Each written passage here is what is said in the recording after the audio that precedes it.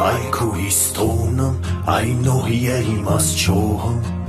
در غریبی مگذره ای عمر کوتاهم،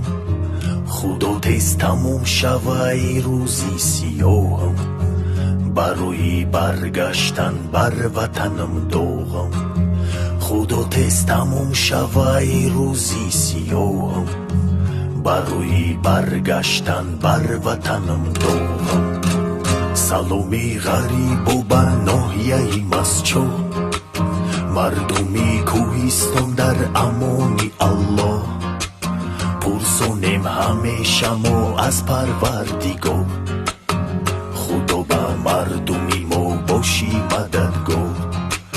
پرسانیم همیشه ما از پروردگار، خدا به مردمی ما باشی مددگار.